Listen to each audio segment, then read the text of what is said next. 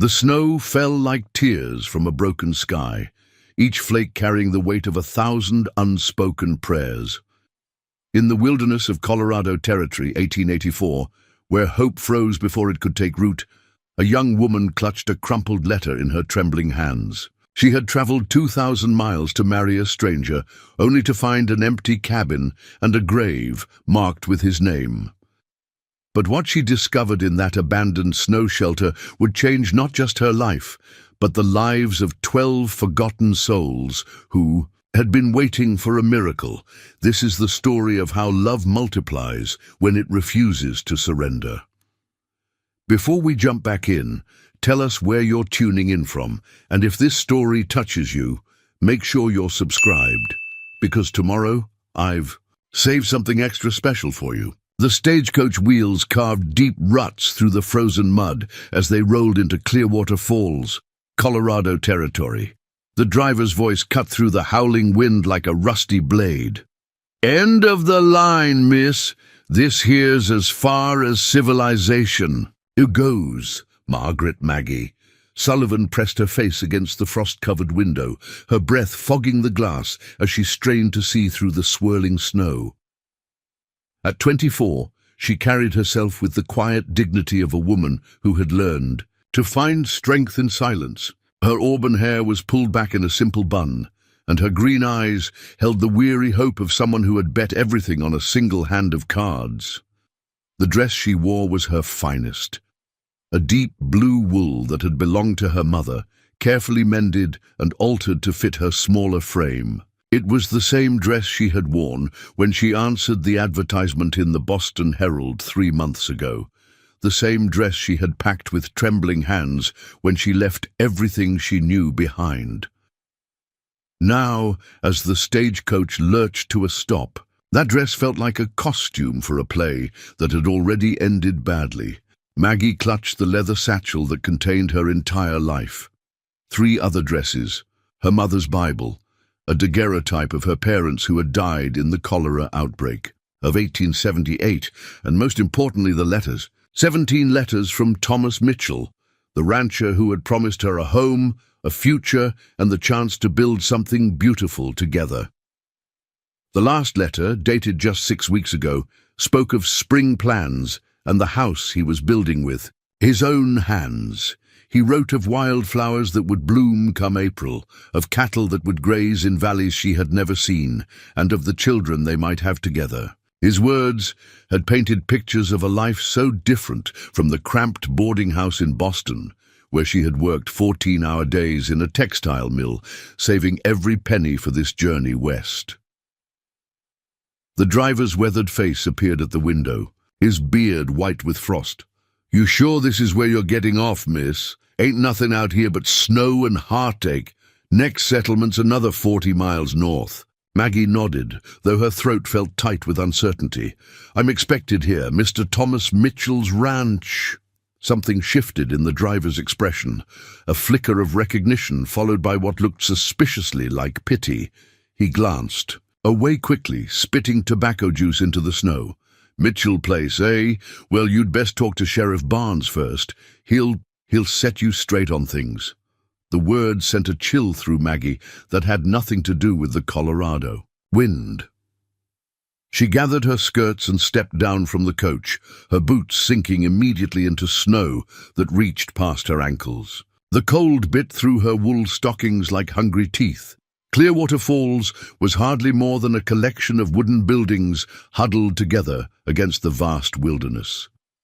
A general store, a saloon with bat-wing doors that swung in the wind, a small church with a crooked steeple, and what appeared to be a sheriff's office with smoke rising from its chimney.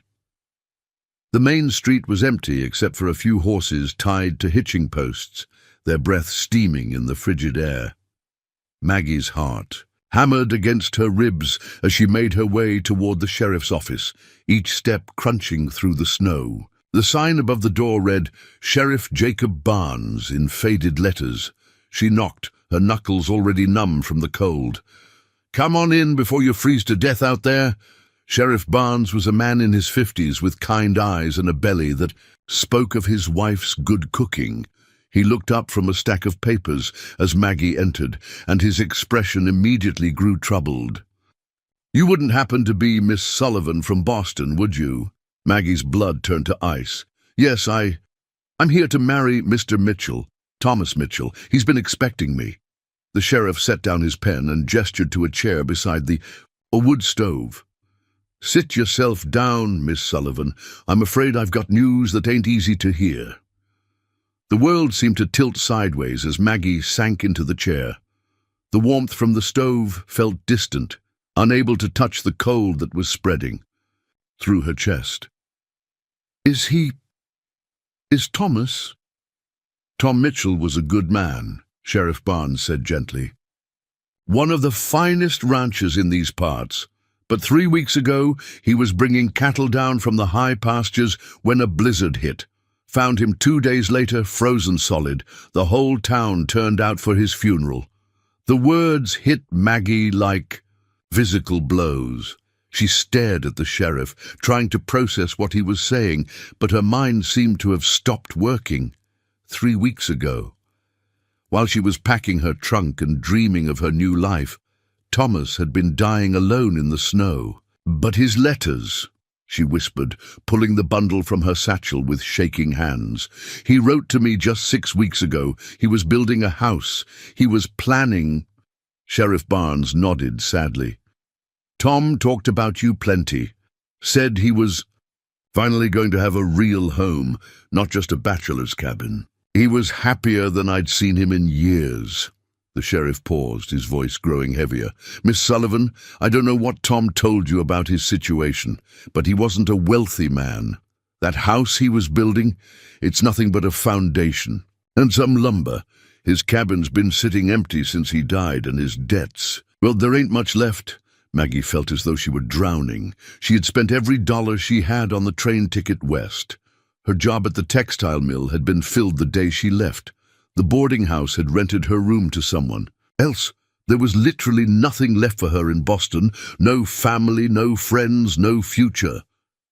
"I don't understand," she said, her voice barely audible. "What am I supposed to do? Where am I supposed to go?" The sheriff shifted uncomfortably in his chair. "Well, there's a few options. The church runs a charity fund for folks in need.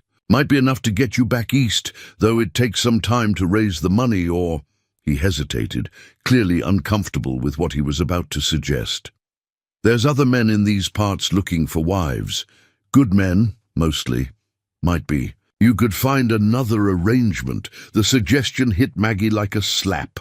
Another arrangement, another stranger, another leap into the unknown with nothing but hope and desperation to guide her. She thought of the letters she had written to Thomas, the dreams she had shared, the careful way she had opened her heart to a man she had never met. The idea of starting over, of pretending to feel something she didn't, made her stomach turn. "I need some air," she said abruptly, standing so quickly that her chair scraped against the wooden floor. Sheriff Barnes rose as well. "Miss Sullivan, you can't just wander around out there. The temperature's dropping, and there's another storm coming. At least let me find you a room at Mrs. Peterson's boarding house for the night." But Maggie was already reaching for the door handle. "I just need a moment to think. Please." The sheriff looked like he wanted to argue, but something in her expression stopped him. "Don't go far," he warned, "and don't stay out long. This weather can kill you faster than you'd think possible." Maggie nodded and stepped back into the brutal cold. The wind had picked up, driving the snow horizontally across the street. She pulled her thin shawl tighter around her shoulders, but it provided little protection against the elements. Her mind raced as she walked aimlessly through. The small town. What was she going to do? She had exactly $3.47 to her name, not enough for a train ticket back to Boston, even if she had somewhere to go when she got there. The idea of accepting charity made her skin crawl. She had worked for everything she had ever had, and the thought of becoming a burden to strangers felt like a betrayal of everything her parents had taught her. As for finding another husband, Maggie shuddered, and not just from the cold. She had been fortunate that Thomas seemed like a genuine man from his letters, someone who wanted a partner rather than just a housekeeper or a broodmare. But how many other men like that could there be? How many more risks could she take with her heart and her future? Lost in her thoughts, Maggie found herself walking beyond the edges of town, following what appeared to be an old mining road that wound up into the hills. The snow crunched beneath her feet, and her breath came in sharp puffs that disappeared immediately in the wind. She should turn back. Sheriff Barnes had been clear about the danger, but something drove her forward. Perhaps it was the need to be alone with her grief, or maybe it was the desperate hope that if she just kept walking, she might somehow find the life that Thomas had promised her waiting at the end of the trail. Whatever it was, she pressed on, even as the snow began to fall more heavily and the temperature continued to drop. The road curved around a stand of pine trees, their branches heavy with snow, and suddenly Maggie stopped in her tracks. There, barely visible through the swirling white, was a structure that looked like it had been built into the hillside itself. It was crude but solid. Rough-hewn logs and stones fitted together to create what appeared to be a shelter. Smoke was rising from what must have been a makeshift chimney. Someone was living there. Maggie hesitated, suddenly aware of how isolated she was, how far she had walked from town. But the cold was becoming unbearable, and she could feel the numbness spreading through her fingers and toes. She needed warmth, and she needed it soon. She approached the shelter cautiously, her heart pounding. The structure was larger than it had first appeared, built partially underground, with only the front wall and roof visible above ground. It looked like the kind of emergency shelter that miners or trappers might use, designed to weather the harshest storms. As she drew closer, she could hear something that made her stop in her tracks. Voices. Children's voices. High and thin, they rose and fell in what sounded like a song, though she couldn't make out the words through the wind. Maggie approached the heavy wooden door that served as the shelter's entrance. Her hand trembled as she raised it to knock, but before she could make contact, the door swung open. A small face peered out at her, a girl who couldn't have been more than 8 years old, with tangled blonde hair and eyes the color of winter sky. The child's clothes were patched and threadbare, but clean, and her expression held a wariness that seemed far too old for her years. "Jenny, who is it?" came another voice from inside the shelter, followed by the sound of rustling and whispers. "It's a lady," the girl called back, never taking her eyes off Maggie. "A pretty lady all covered in snow." More faces appeared behind the first, children ranging in age from what looked like 6 to perhaps 12 years old. But as Maggie looked more closely, she realized something extraordinary. They were all twins, 6 pairs of children, identical in their features, but each pair unique from the others. "Please," Maggie said, her voice barely audible through her chattering teeth. "I'm lost. I need help." The door opened wider, and an older boy stepped forward, perhaps 12 years old, with the same blonde hair as the first girl, but eyes of a deeper blue. "You're gonna freeze to death out there, lady. Come in." Maggie stepped through the doorway and immediately felt the blessed relief of warmth. The shelter was larger inside than it had appeared from outside, with a low ceiling supported by rough beams and walls that had been lined with salvaged materials, pieces of canvas, old blankets, and what looked like pages from newspapers and books. A fire burned in a stone hearth that had been cleverly built into the back wall, its chimney disappearing up through the roof. The floor was dirt, but it had been packed hard and covered with more salvaged materials to create a reasonably comfortable surface. But it was the children that took Maggie's breath away, 12 of them, arranged around the fire like flowers, turning toward the sun. 6 pairs of twins, each pair clearly related to each other but distinct from the rest. There were the blonde twins who had greeted her, The boy and girl with those striking blue eyes, another pair with dark brown hair and freckles scattered across their noses like constellations. Twins with red hair so bright it seemed to glow. In the firelight, a pair with hair so black it held blue highlights and eyes like dark chocolate. Another set with light brown hair that curled at the ends. And finally, a pair who couldn't have been more than 6 years old, with strawberry blonde hair and green eyes that reminded Maggie of her own. They were all thin, too thin, but their eyes were alert and intelligent. They watched her with curiosity rather than fear, though she could see the wariness that came from experience. "I'm Danny," said the oldest boy who had invited her in. He gestured to the blonde girl beside him. "This is my twin sister Jenny. We're kind of we look after things here." "Look after things," Maggie repeated, still trying to process what she was seeing. "Where are your parents, your families?" A silence fell over the group that spoke louder than words. Danny and Jenny exchanged a glance that held entire conversations. "Ain't got none," Danny said simply. "Haven't for a while now. We look after each other." "But you're just children," Maggie said, sinking down beside the fire without thinking about it. The warmth felt like heaven against her frozen skin. "How long have you been living here? How do you survive?" "We do all right," said one of the red-headed twins, a girl who looked to be about 10. "Danny's real good at catching rabbits, and Jenny knows which plants are safe to eat. We found this place last summer when the Petersons' farm burned down." "The Petersons?" Maggie asked, remembering the name from Sheriff Barnes. "They took us in after—" Danny's voice trailed off, and he seemed to be choosing his words carefully. "After our folks died, different times, different ways. Some sickness, some accidents. The Petersons were good to us, gave us a place where nobody else would take so. Many kids at once." Jenny picked up the story. "But then their barn caught fire during that big storm in August. Spread to the house real quick.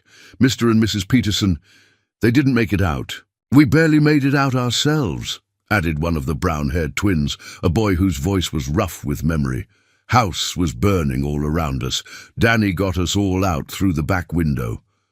The town folks, they wanted to split us up." Danny continued. "Send us to different families, different towns. Some wanted to ship us back east to those big orphanages, but we're family now, you know. We stick together." Maggie felt her throat tighten with emotion. These children had lost everything just as she had, but they had found something in each other that she was still searching for. "So you ran away," she said softly. "We didn't run away," Jenny said with quiet dignity. "We just found our own place." Danny knew about this old mining shelter from when he used to explore with Mr. Peterson. "It's been abandoned for years, but it's solid. Keeps us warm and dry." "But winter," Maggie said, looking around at the crude but ingenious ways they had made the shelter livable. "How do you eat? How do you stay warm enough?" "We manage," Danny said, but Maggie could hear the worry underneath his words. "Got plenty of wood, and the older kids take turns keeping the fire going all night. As for food," he shrugged, "we make do. Jenny's real good at making a little go a long way." Maggie looked around at the 12 faces surrounding her, and her heart broke a little more with each one. They were so young, so brave, so determined to stay together that they were willing to face the brutal Colorado winter in a abandoned mining shelter rather than be separated. And suddenly, as she sat there in the warmth of their fire, surrounded by their quiet courage, Maggie realized something that took her breath away. She had been wrong. Thomas Mitchell's death hadn't left her with nothing. It had brought her exactly where she needed to be. "What are your names?" she asked softly. "All of you. I want to know who you are." One by one, they introduced themselves. Danny and Jenny, the blonde twins, who seemed to be the natural leaders. Sarah and Samuel, the redheads with quick smiles and quicker minds. Emma and Ethan, the dark-haired pair who spoke in whispers, but whose eyes missed nothing. Lucy and Luke, the brown-haired twins, who seemed to be the peacemakers of the group, and finally the youngest pair, Rose and Ryan, the strawberry-blonde 6-year-olds who stayed close together and watched everything with wide, solemn eyes. 12 children, 12 souls who had found each other in loss and refused to be separated by a world that saw them as burdens rather than blessings. As the storm raged outside their shelter, Maggie Sullivan made a decision that would change all, their lives forever. She didn't know how she was going to do it, didn't know where she would find the strength or the resources, but she knew with absolute certainty what she had to do. These children needed her, and God help her, she needed them. 2. The journey that had brought her west to marry a stranger had ended in heartbreak. But perhaps, just perhaps, it was the beginning of something even more extraordinary. A family forged not by blood or law, but by choice and love, and the simple determination to never let each other face the world alone. Preparing and narrating. This story took us a lot of time, so if you are enjoying it, subscribe to our channel. It means a lot to us. Now back to the story. The storm outside howled like a wounded animal, rattling the shelter's makeshift windows and sending drafts through gaps in the walls that no amount of patching could completely seal. Inside, the 12 children had settled into what was clearly their nightly routine. The older ones checking the fire, the younger ones curled together on bedrolls made from salvaged blankets and straw. Maggie watched them move with a coordination that spoke of months of practice, each child knowing their role without being told. Jenny quietly counted the day's remaining food, a few pieces of hardtack, some dried berries that must have been foraged months ago, and what looked like the bones from a rabbit that had probably provided their last real meal days earlier.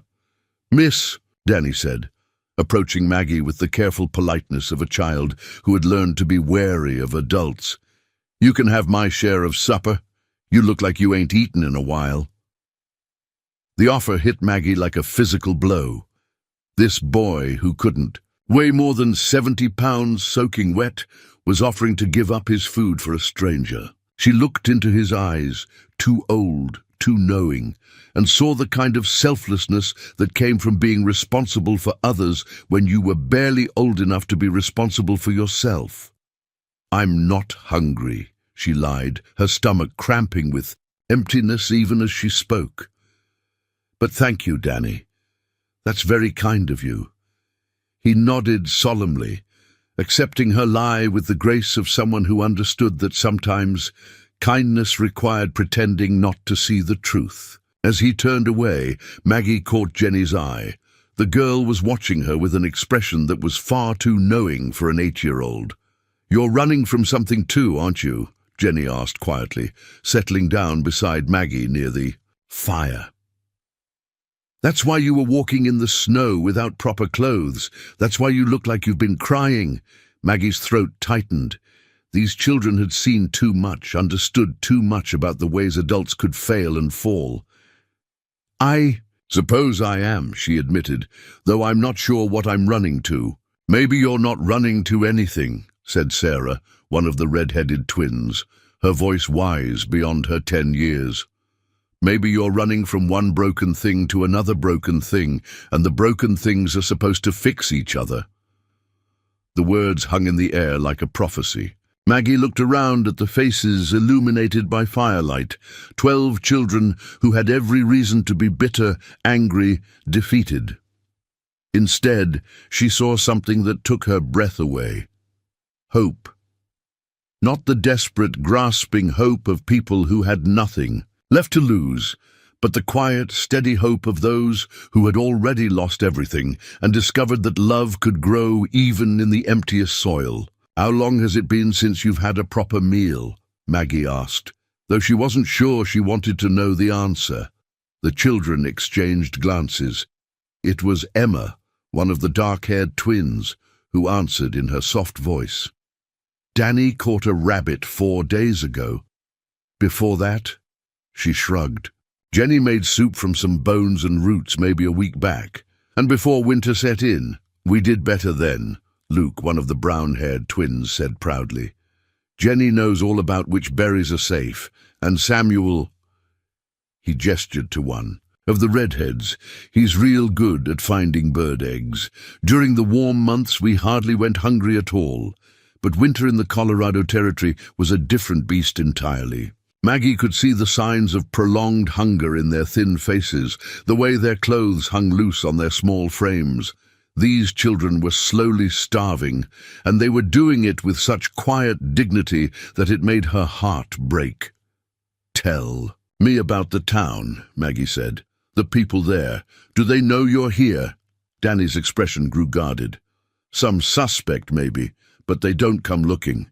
Sheriff Barnes, he's a decent man, but he's got his orders about orphans. State says we got to be split up, sent to different families, or shipped back east to those big institutions." "The church folks tried to help after the Petersons died," Jenny added. Mrs. Whitmore, she wanted to take in Rose and Ryan since they're the littlest. Mr. and Mrs. Chen from the general store, they said they could manage Emma and Ethan, but nobody wanted all of us. "And we ain't splitting up," Samuel said firmly, his red hair catching the firelight. "We promised each other, whatever happens, we stay together." "That's why we came here," Sarah added. "Danny remembered this old place from when he used to explore with Mr. Peterson, said it was built solid, would keep us warm and dry." Maggie looked around the shelter with new eyes, seeing not just the crude construction, but the ingenious ways the children had made it livable. Someone had fitted pieces of salvaged glass into the window openings and sealed them with mud and grass. The floor had been covered with layers of pine boughs and salvaged carpeting.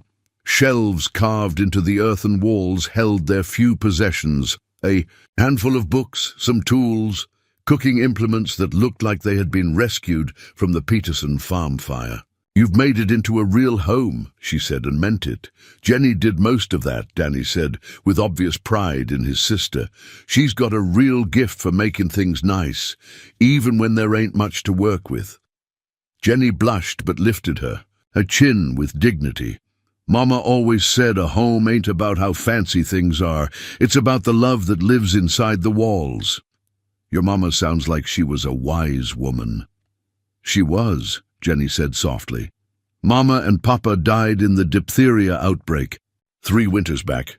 We would have died too, probably, if the Petersons hadn't taken us in." "And the others?" Maggie asked gently. "How did you all find each other?"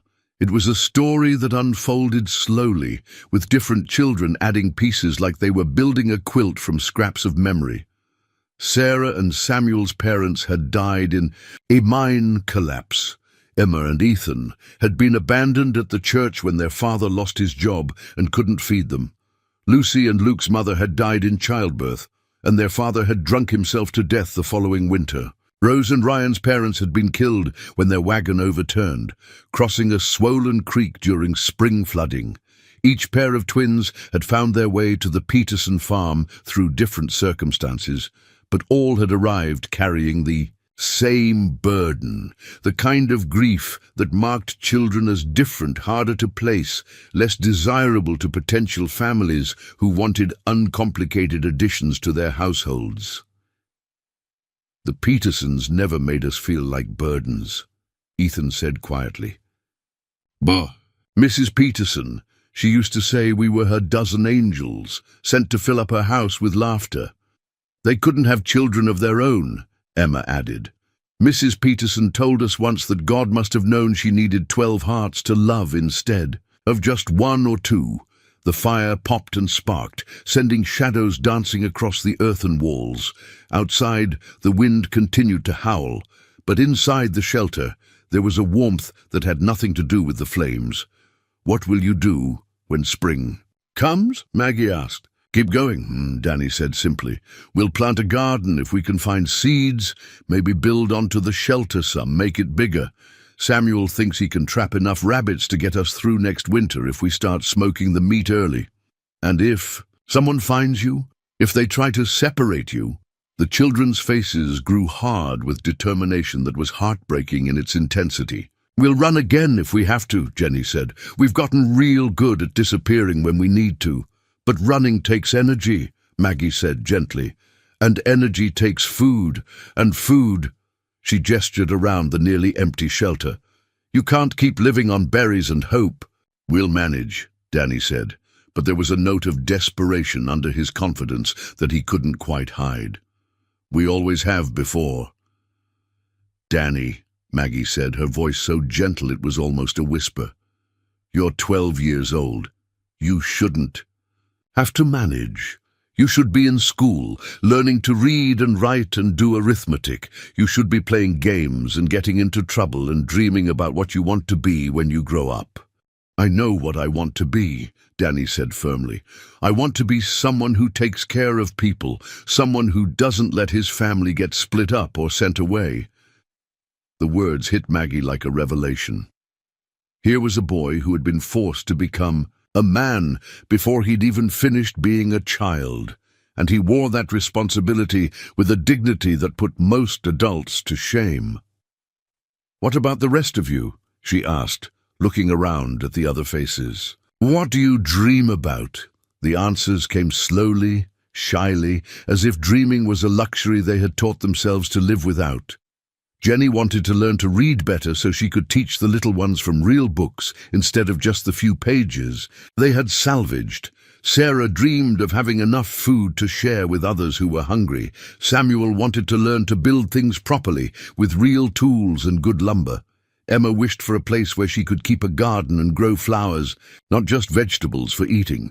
Ethan wanted to learn to write letters so he could tell stories about their adventures. Lucy dreamed of having a dress that was made just for her, not passed down from someone else. Luke wanted to learn to play music, maybe on a fiddle or harmonica.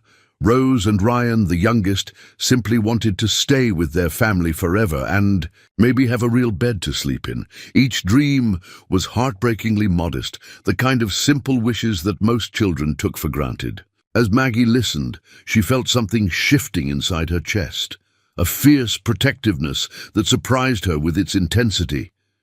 These children had found something precious in each other, something that the adults in their world seemed determined to destroy in the name of propriety and proper procedure. They had built a family out of shared loss and mutual care, and they were willing to starve together rather than be torn apart. I have a confession to make, Maggie said finally, her voice barely audible above the crackling fire. I didn't get lost walking in the snow by accident. I came to Clearwater Falls to marry a man named Thomas Mitchell, but when I arrived, I learned that he had died 3 weeks ago. The children listened with the stillness of those who understood the weight of loss. I spent everything I had to. Come here, she continued, every dollar, every connection back east. I have nowhere to go and no way to get there even if I did. So you're stuck here too, Jenny said softly. It wasn't a question. I suppose I am. Maggie looked around at the 12 faces watching her in the firelight. Which means I have a choice to make. I can accept charity from the church and try to find another man to marry, another arrangement that might keep me fed and housed. Or, she paused, her heart hammering as she spoke words that would change everything. Or I can stay here, with 12 children who need someone to take care of them, and see if we can't take care of each other. The silence that followed was so complete that Maggie could hear her own pulse thundering in her ears. The children stared at her with expressions ranging from hope to disbelief to fear. It was Danny who spoke first. You don't know what you're saying, miss. You don't know how hard it is. We ain't got enough food, we ain't got proper clothes for the little ones, and when the town finds out you're here, they'll come after all of us. You're right, Maggie said. I don't know how hard it's going to be, but I know what it feels like to have nowhere to belong and no one to belong to. I know what it's like to be alone in the world. She looked around at their faces, seeing herself, reflected in their eyes, the fear, the hope, the desperate need for someone to choose them. And I know that I'd rather face whatever's coming with 12 brave hearts beside me than face it alone. Rose, the youngest girl, slipped from her place beside her twin brother and padded over to Maggie on bare feet. Without a word, she climbed into Maggie's lap and pressed her small face against Maggie's shoulder. "Does this mean you're going to be our mama now?" Rose whispered. Maggie's arms came around the little girl automatically, and she felt tears she hadn't realized she was shedding drop into Rose's strawberry blonde hair. "If you'll have me," she whispered back. One by one, the other children moved closer, not crowding, but creating a circle that included her. Jenny took her hand. Danny nodded solemnly as if sealing a pact. The twins drew near with the careful hope of those who had learned not to expect too much, but couldn't help wanting it anyway. Outside the shelter, the storm raged on, but inside, something new was being born. Not just a family, but an army. 12 children and one woman who had found each other in loss and were determined to build something beautiful together. They had no money, no legal standing, no guarantee that the world would let them stay together. But they had something that couldn't be bought or legislated or taken away by force. They had each other, and they had love, and sometimes, in the wilderness of the world, that was enough to build miracles from. The fire burned lower as the night deepened, but none of them moved to bank the coals. They stayed close together in their circle, planning and dreaming and beginning to believe that tomorrow might hold possibilities they had never dared to imagine. Maggie Sullivan had come west to marry a stranger and build a conventional life. Instead, she had found 12 extraordinary souls who would teach her that the strongest families aren't born, they're chosen, one brave heart at a time. Dawn came like a whisper through the frost-covered windows of the shelter, painting the earthen walls with pale gold light. Maggie woke to the sound of quiet movement, children rising with the practiced silence of those who had learned not to disturb sleeping siblings in cramped quarters. Her body ached from sleeping on the hard-packed earth, wrapped in a blanket that smelled of wood smoke and pine. But for the first time in months, she had slept without the gnawing anxiety that had plagued her nights since leaving Boston. There was something profoundly peaceful about being surrounded by the soft breathing of children who trusted her enough to sleep in her presence. Jenny was already at the fire, coaxing life back into the banked coals with the skill of someone who had never been able to take warmth for granted. She looked up when she noticed Maggie stirring and offered a smile that was like sunrise itself.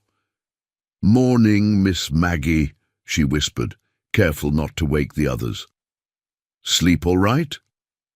"Better than I have in a long time," Maggie admitted, sitting up and pulling her shawl around her shoulders. "How long have you been awake?" "Not long. I always wake up early to get the fire going proper before the little ones get cold." Jenny added another piece of carefully hoarded wood to the growing flames. "We learned real quick that it's easier to keep a fire going than to start a new one." Maggie watched the girl work with movements that were both economical and practiced. Everything about the way these children lived spoke of hard-won wisdom, of lessons learned through necessity rather than instruction. "Jenny," Maggie said softly, "what I said last night about staying, about being a family, did you think I meant it?" The girl's hands stilled on the kindling. She looked at Maggie with eyes that held too much knowledge for someone so young. "Adults say lots of things they don't mean. Sometimes they believe they mean them when they say them, but then morning comes and everything looks different." The words hit Maggie like a gentle slap. These children had been disappointed before, had their hopes raised and then shattered by well-meaning adults who couldn't follow through on their promises. "I meant it," Maggie said firmly. "Every word. But meaning it and making it work are two different things, aren't they?" Jenny nodded slowly. "The wanting to help is the easy part. It's the figuring out how that gets tricky." As if summoned by their quiet conversation, the other children began to stir. Danny was the first to fully wake, his eyes immediately alert and scanning the shelter to make sure everyone was accounted for. It was the habit of someone who had taken responsibility for too many lives at too young an age. Within minutes, the shelter was alive with quiet activity. The children moved through their morning routine with choreographed precision, checking the fire, rolling up bedding, organizing their few possessions. But Maggie noticed something different today. The glances in her direction weren't wary anymore. They were hopeful, expectant. "What do we usually do for breakfast?" Maggie asked, though she already suspected the answer. "Depends on what we got," Samuel replied, his red hair sticking up at odd angles. "Today, we got—" He looked to Jenny questioningly. "A handful of dried berries, and maybe enough hardtack for the littlest ones," Jenny said matter-of-factly. "The older kids can wait until later." "No," Maggie said firmly. "Today, we try something different." She reached into her leather satchel and pulled out the small purse that contained her remaining money. $3.47 wasn't much, but it was more than these children had seen in months. "Danny, how well do you know the paths between here and town?" "Like the back of my hand," he said with pride. "I can get there and back without anyone seeing me, if that's what you're thinking." "That's exactly what I'm thinking, but not alone." Maggie looked around at the children's faces. "If we're going to be a family, we're going to start acting like one. That means no one goes hungry if we can help it, and no one faces danger alone." She stood and began pacing the small space, her mind working furiously. "Here's what we're going to do. Danny, you and Samuel know the town best, right? And you've been watching the patterns, when people are in the general store, when they're not." Both boys nodded eagerly. "Then you two are going to come with me to the general store. We're going to buy supplies. Not much, we can't afford much, but enough for proper meals for a few days while we figure out our next move." "But Miss Maggie," Emma said softly, "what if someone sees you with us? What if they ask questions?" It was a valid concern, and one that had been keeping Maggie awake despite her exhaustion. The moment she appeared in town with any of these children, questions would be asked. Sheriff Barnes would want to know where she was staying, how she was supporting herself, and what her intentions were regarding 12 orphaned children. "Then we tell them the truth," Maggie said, her voice steadier than she felt. "I'm a woman who came west to start a new life, and I found 12 children who need someone to care for them. We're figuring it out together." "And when they say, 'You can't keep us all,'" Luke asked.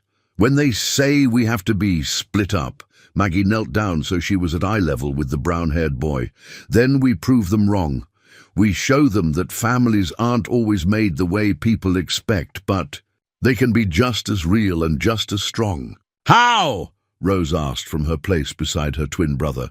"How do we prove that?" "By being the best family we can be," Maggie said simply. "By taking care of each other, by making sure everyone has enough to eat and warm clothes and someone to listen when they're scared. By showing the world that love makes a family, not paperwork." The children exchanged glances, and Maggie could see them having one of those silent conversations that twins and close siblings seem to master. Finally, Jenny spoke for all of them. "All right, but if this goes wrong, if they try to take us away, we all run together. No one gets left behind." "No one gets left behind," Maggie agreed solemnly. An hour later, Maggie found herself walking the snow-covered path toward Clearwater Falls, with Danny and Samuel flanking her like bodyguards. The boys had insisted on bringing along a crude walking stick that Danny had carved, claiming it was for navigating the icy patches, but clearly intending it as protection if they encountered trouble. The town looked different in the morning light. Less forbidding, more like a collection of buildings where ordinary people lived ordinary lives. Smoke rose from chimneys, and she could see warm light glowing in windows. It looked like the kind of place where neighbors helped neighbors, where community mattered. She hoped that impression was accurate, because she was about to test it. The general store was warm and inviting, with shelves lined with goods that seemed impossibly luxurious after spending the night in the mining shelter. Bolts of fabric, ready-made clothes, tools, books, and best of all, food, barrels of flour and sugar, wheels of cheese, smoked meats hanging from hooks, jars of preserves that caught the light like jewels. Mrs. Chen, the shopkeeper Jenny had mentioned, looked up from behind the counter as they entered. She was a small woman with kind eyes and hair going grey at the temples. Her expression shifted from polite interest to curiosity as she took in Maggie's travelling dress and the two boys beside her. "Good morning," Maggie said, summoning every ounce of confidence she possessed. "I'm Margaret Sullivan. I believe Sheriff Barnes mentioned me yesterday." Recognition dawned in Mrs. Chen's face, followed quickly by sympathy. "Oh yes, you poor dear, the young lady who came to marry Tom Mitchell. I'm so sorry for your loss, though I suppose you never really got to know him properly." "No, I didn't," Maggie agreed. "But I'm trying to figure out what to do next, and I was hoping you might be able to help me." Mrs. Chen's gaze shifted to Danny and Samuel, who were trying their best to look respectable despite their patched clothes and too thin frames. "And these boys are with me," Maggie said simply. We're taking care of each other." Something in Mrs. Chen's expression sharpened. She was clearly a woman who noticed details, who put pieces together quickly. Taking care of each other how, exactly? Maggie had rehearsed this conversation during the walk to town, but facing Mrs. Chen's direct gaze, she found herself abandoning her carefully planned explanations in favor of simple truth. "There are 12 children living in an abandoned mining shelter in the hills," she said quietly. "Orphans who ran away rather than be separated and sent to different families. They've been surviving on their own since the Peterson farm burned." Mrs. Chen's eyes widened. 12 children, living rough through this winter? She looked at Danny and Samuel with new eyes, seeing past their attempts at dignity to the hunger and cold they were trying to hide. "Yes, ma'am," Danny said, lifting his chin with pride. "We take care of each other real good, but Miss Maggie here, she wants to help us do better." "And how exactly do you plan to do that, Miss Sullivan?" Mrs. Chen asked, though her tone was more curious than challenging. "I don't know yet," Maggie admitted, "but I know that splitting them up isn't the answer. They're a family, and families belong together. I thought maybe if I could find work, if I could prove that we can manage." Mrs. Chen was quiet for a long moment, studying Maggie's face with the intensity of someone making an important decision. Finally, she spoke. "My husband and I tried to adopt 2 of those children after the Peterson fire, Emma and Ethan, the quiet ones with the dark hair. We have a good business, a comfortable home, no children of our own." She paused, her voice growing softer. "But when we went to speak with them, they made it clear they wouldn't be separated from the others, all 12 or none at all." "And you couldn't take all 12? Maggie said, understanding. "Couldn't and didn't," Mrs. Chen corrected. "There's a difference. We could have made room, could have found a way to manage, but 12 children, it seemed impossible. Too big, too complicated, too risky." She moved from behind the counter, walking to the window that looked out toward the hills, where the mining shelter lay hidden. "But seeing you here, with these boys looking at you like you hung the moon, maybe impossible things happen when someone's brave enough to try them." Mrs. Chen turned back to face them, and Maggie was surprised to see tears in the older woman's eyes. "What do you need?" Mrs. Chen asked simply. "Food," Maggie said immediately. "Enough to keep them fed while I figure out the rest. I have a little money, not much, but—" Mrs. Chen waved her hand dismissively. "Money we'll worry about later. Right now, let's get those children fed properly." What followed was a whirlwind of activity that left Maggie dizzy with gratitude. Mrs. Chen moved through her store like a general organizing supplies for a campaign, pulling items from shelves with practiced efficiency, oatmeal and dried fruit for healthy breakfasts, salt pork and beans, that would stretch into hearty dinners, fresh bread that was still warm from the bakery next door, milk and cheese that would provide the growing children with needed nutrition, warm blankets that had been ordered for another customer but could be replaced, and most importantly, hope. "Mrs. Chen," Maggie said as the pile of supplies grew higher, "I can't possibly afford all this." "Consider it an investment," Mrs. Chen replied briskly. "My husband and I have been watching this town turn its back on those children for months. We've felt guilty about it, if you want the truth. Maybe this is our chance to do something right." Danny and Samuel stood transfixed as Mrs. Chen continued to add items to their growing pile. New socks for the little ones, soap for washing, even a few pieces of penny candy that she slipped in when she thought no one was looking. "But there are conditions," Mrs. Chen said as she began wrapping the supplies in brown paper. "I want to meet all 12 children. I want to see this shelter they're living in, and I want your word that if this doesn't work out, if you can't manage, you'll come to us before you let those children go hungry again." "You have my word," Maggie said, solemnly, as they prepared to leave the store, arms laden with more food than the children had seen in months. Mrs. Chen caught Maggie's arm. "There's something else you should know," she said quietly. "Word is already spreading that you're in town, that you're asking questions. Some folks are curious, some are supportive. But others—" she glanced toward the saloon across the street.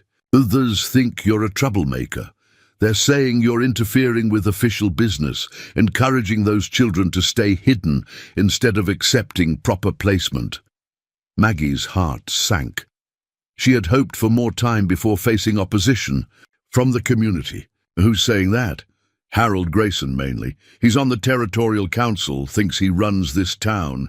He's been pushing to have those children rounded up and sent to the state orphanage in Denver.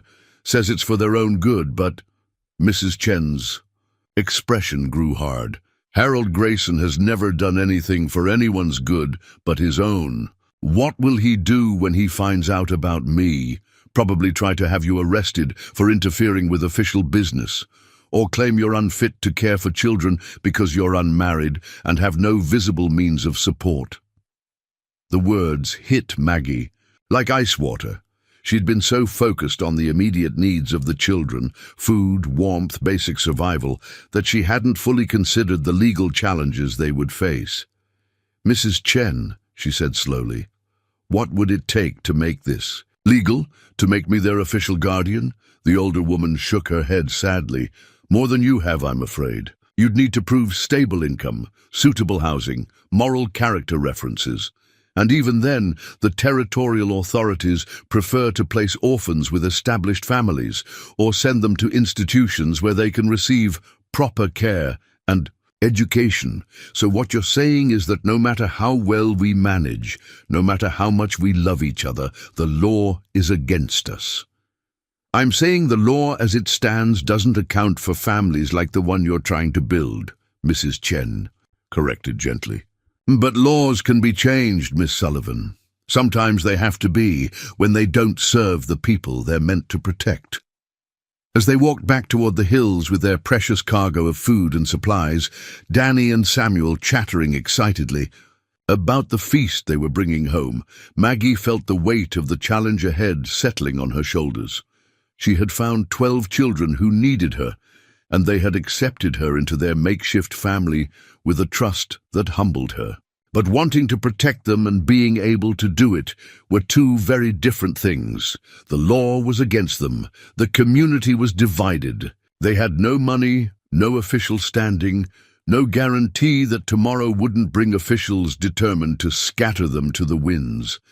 But they had something else, something that Harold Grayson and his territorial council couldn't legislate away. They had love that multiplied instead of divided, courage that grew stronger when shared, and the kind of stubborn hope that could move mountains one pebble at a time.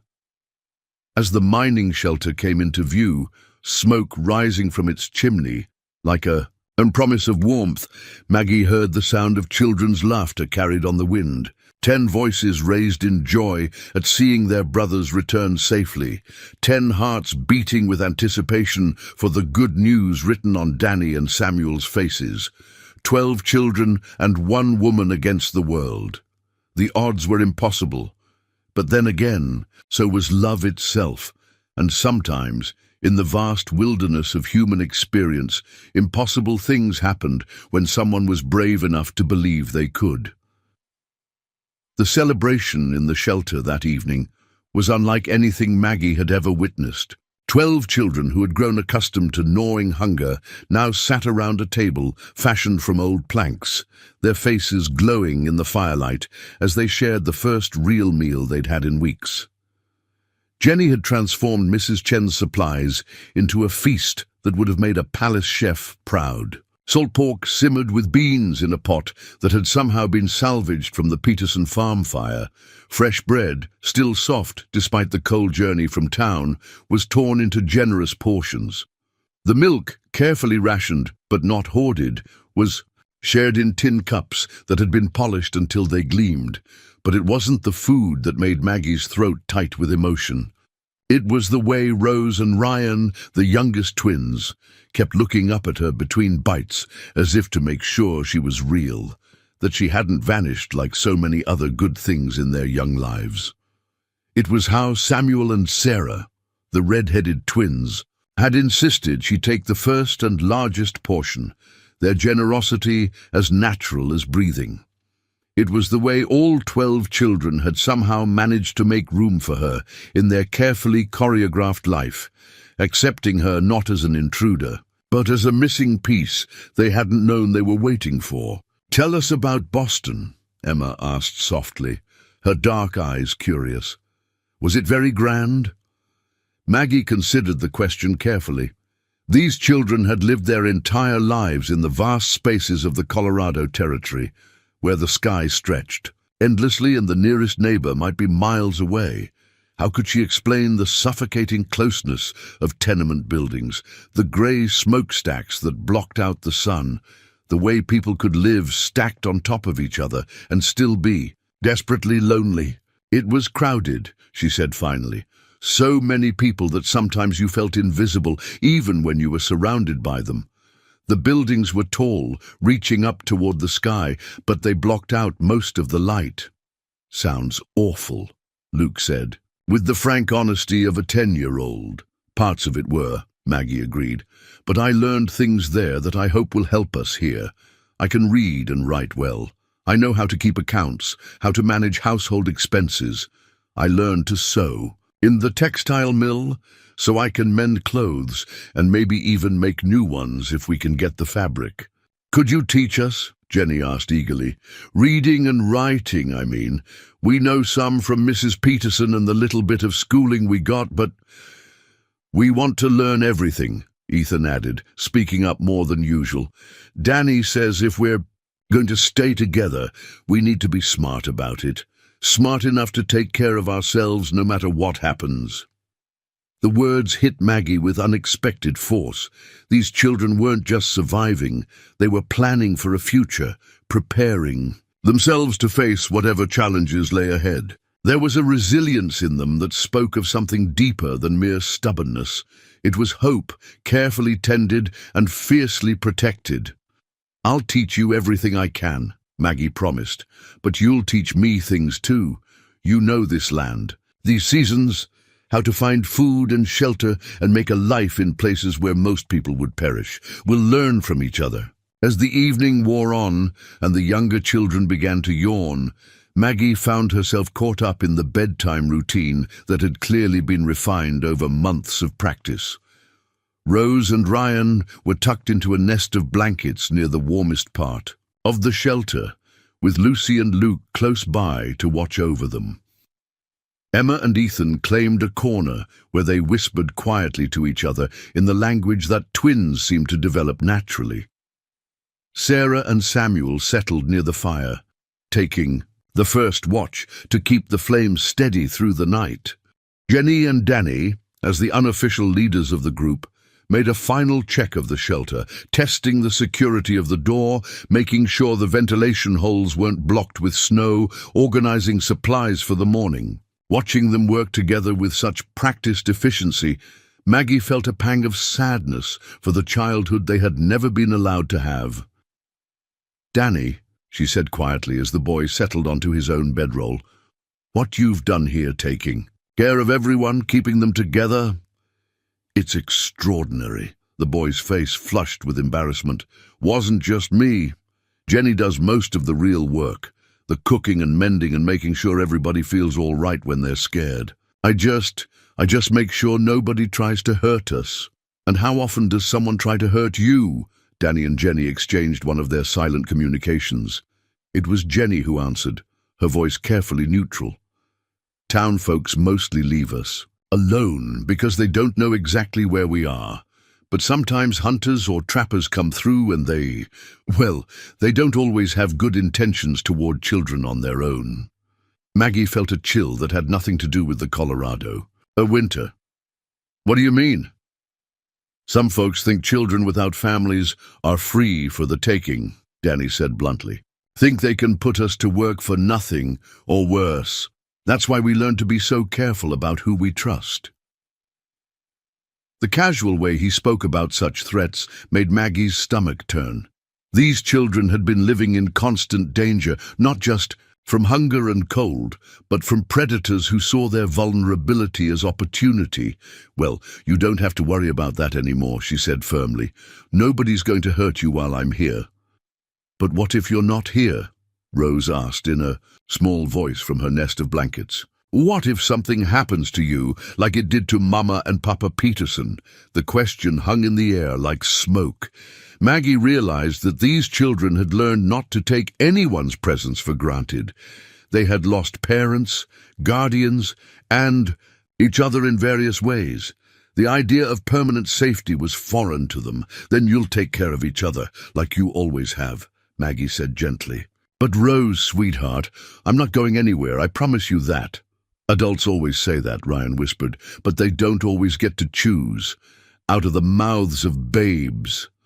6-year-old Ryan had learned a truth that many adults spent their whole lives avoiding, that promises of permanence were often beyond anyone's power to keep. "You're right," Maggie said, surprising them with her honesty. "I can't promise that nothing bad will ever happen, but I can promise that as long as I draw breath, I will fight for this family.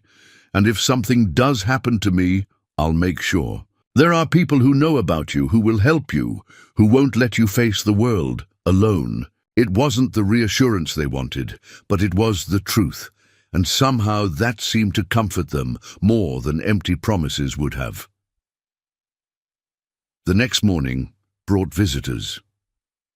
Maggie woke to the sound of horses and voices outside the shelter. Danny was already at the small window, peering through a gap in the salvaged curtains that Jenny had hung for privacy. "3 men," he reported quietly. "Sheriff Barnes, and 2 I don't recognize. Fancy dressed, not local." Maggie's heart hammered as she quickly smoothed her hair and checked her appearance. She had expected this confrontation, but not so soon. Word traveled fast in small towns, and her appearance with the boys at Mrs. Chen's store had clearly reached the wrong ears. "Children," she said quietly but firmly, "remember what we talked about. We're a family. We take care of each other. Nobody gets separated, nobody gets left behind." 12 pairs of eyes looked back at her with a mixture of fear and determination. They had been through this before, officials coming to break up their family, to drag them back to a world that saw them as problems to be solved rather than people to be loved. The knock on the door came exactly as Maggie had expected it would. Authoritative, impatient, the kind of knock that assumed it would be answered immediately. Maggie opened the door to find Sheriff Barnes flanked by 2 men in dark suits and expensive coats. City men, she realized immediately, the kind who carried themselves with the authority of those who made decisions about other people's lives from the comfort of offices far away. "Miss Sullivan," Sheriff Barnes said, his voice carrying a note of regret. I'm afraid we need to talk. Of course, Maggie said, stepping aside to let them enter. Please, come in out of the cold. The two city men surveyed the shelter with expressions that mixed distaste with professional assessment. Maggie could see them cataloguing every detail, the crude construction, the makeshift furniture, the children pressed together like birds. In a storm. I'm Harold Grayson, the taller of the two men said without preamble. Territorial Council member responsible for child welfare in this district. This is Mr. Edwin Morse, representative of the Colorado Territorial Authority. Both men spoke as if their titles were shields, as if the weight of official position could substitute for human decency. Maggie had met their type before in Boston, men who wielded bureaucracy like a weapon, who confused process with justice. Gentlemen, Maggie said with as much dignity as she could muster, I'm Margaret Sullivan. These are my children. Your children? Grayson's eyebrows rose skeptically. Miss Sullivan, according to our records, you arrived in Clearwater Falls 3 days ago as a mail-order bride to a deceased man. You have no legal standing, no established residence, no visible means of support.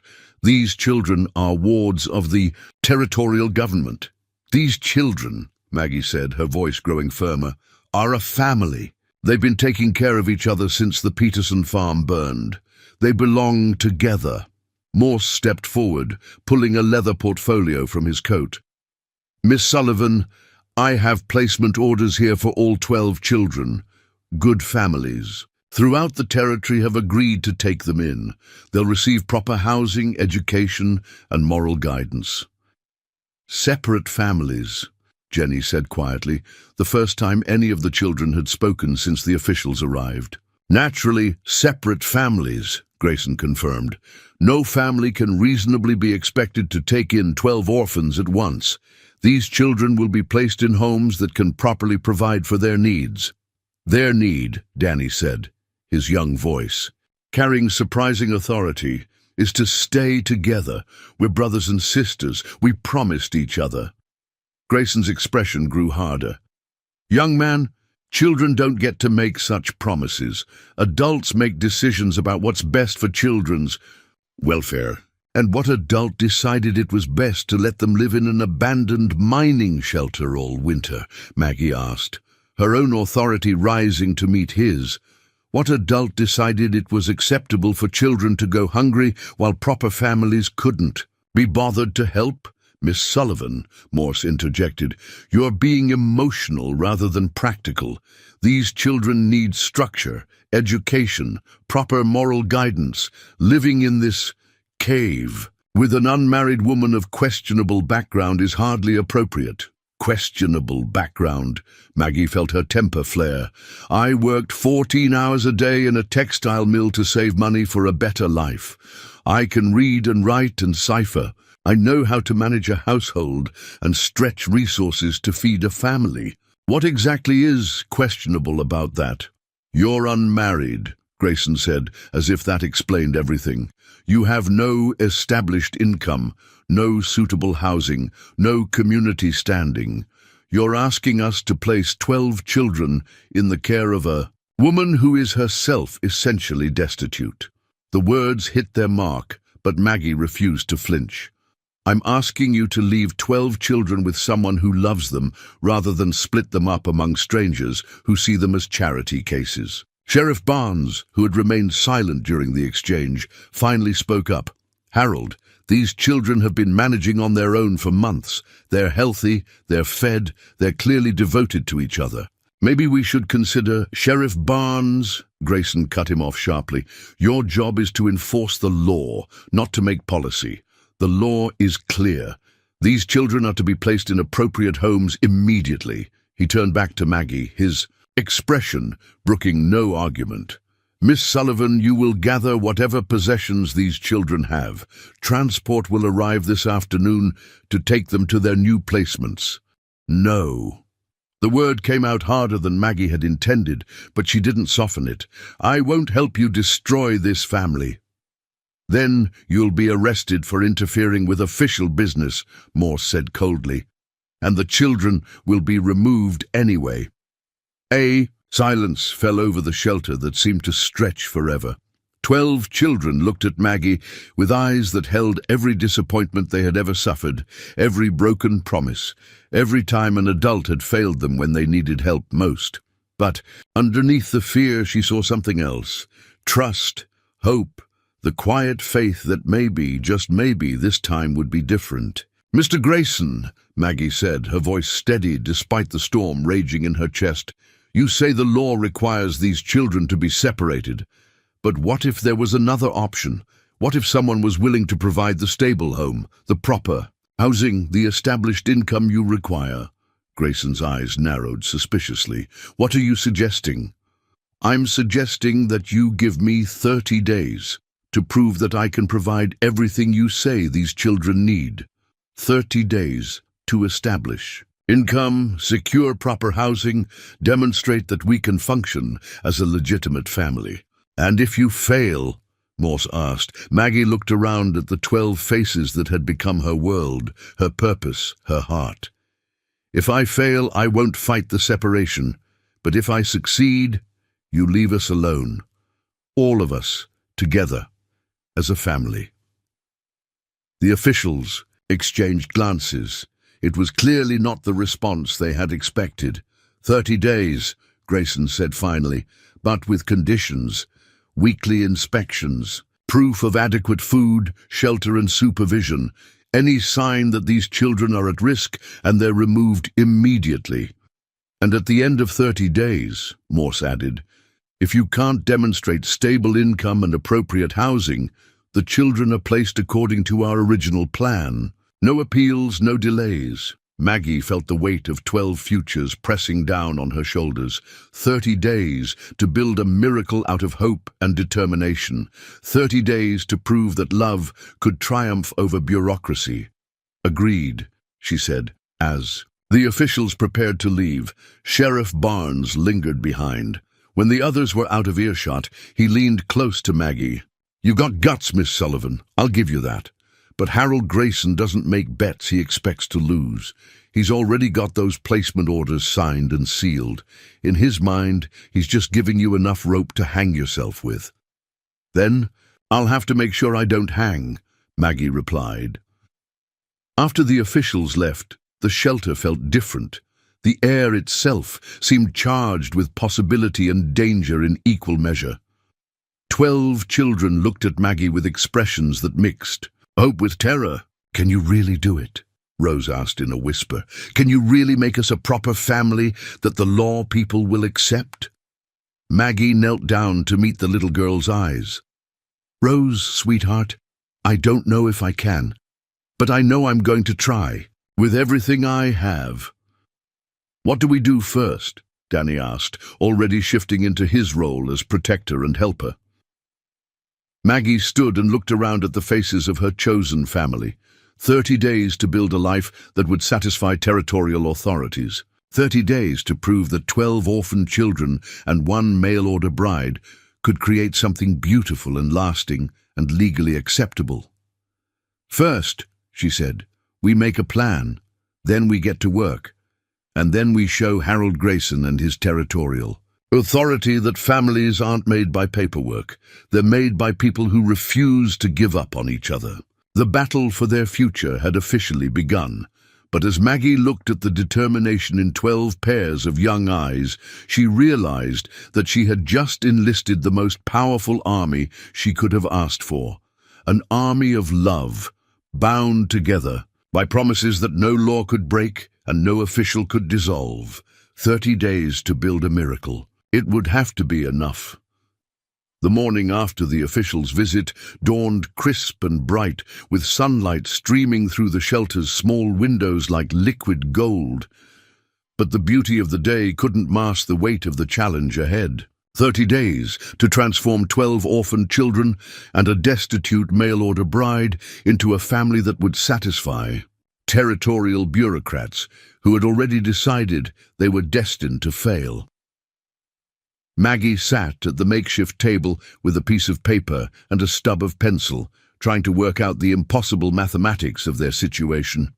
On one side of the paper, she listed what they had: love, determination, 12 pairs of willing hands, and exactly $2.31 remaining from her journey west. On the other side, she tried to calculate what they needed: proper housing for 13 people, steady income, adequate food, suitable clothing, and somehow the miracle of making it all legal.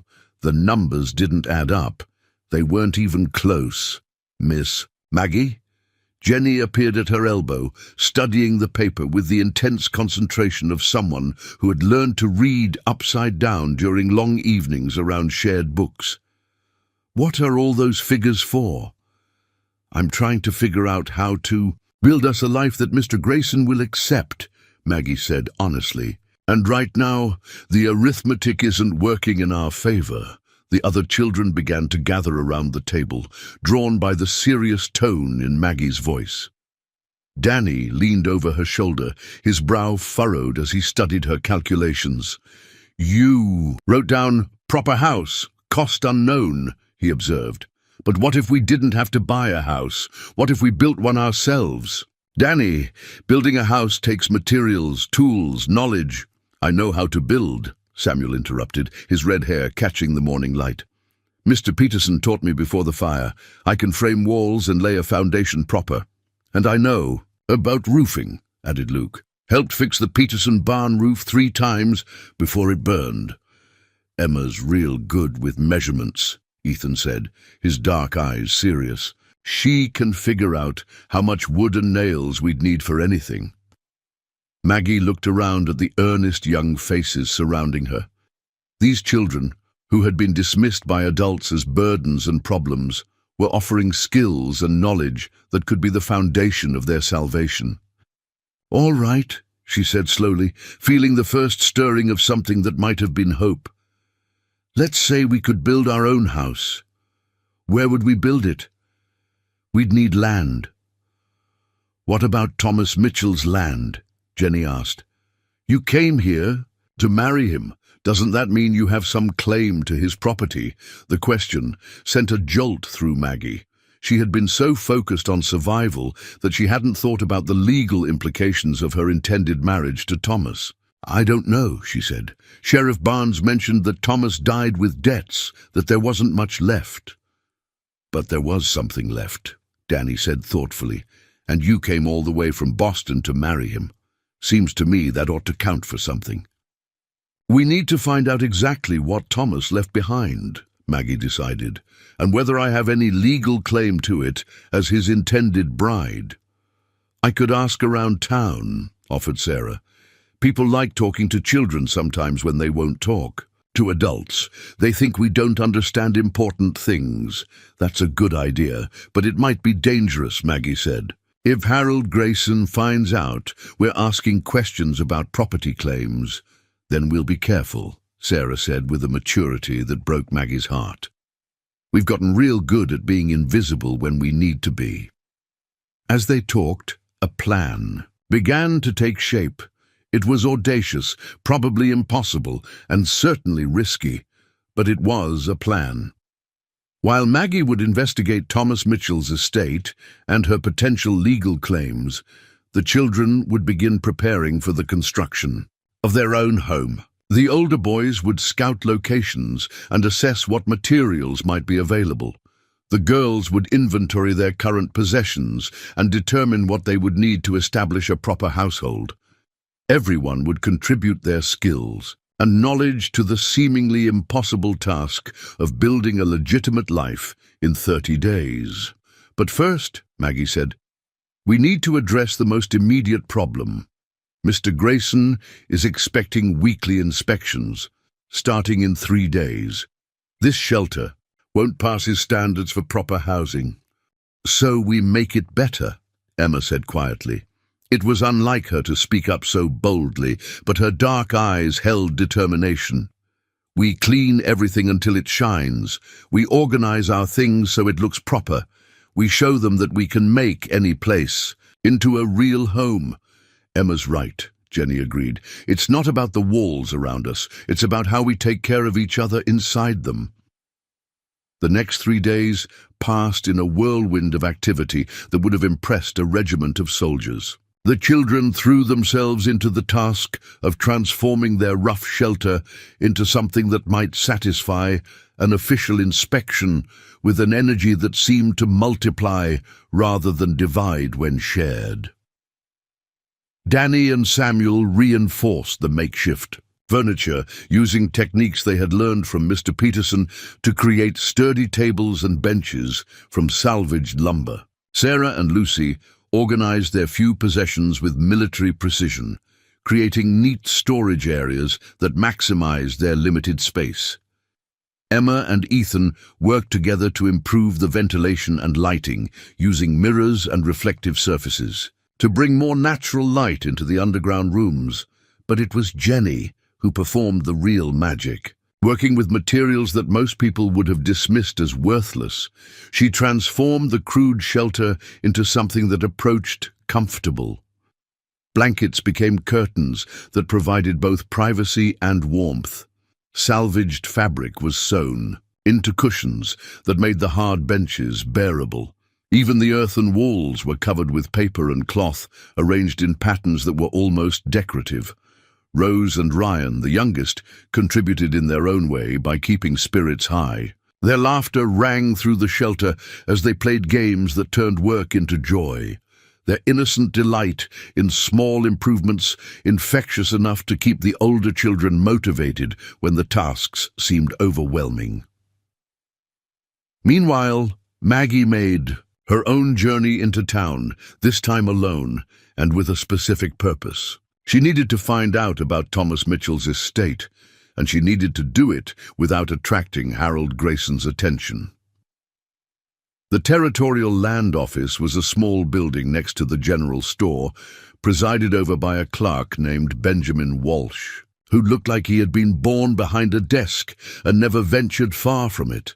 He was a thin man with ink-stained fingers and spectacles that perpetually threatened to slide off his nose. Thomas Mitchell's property?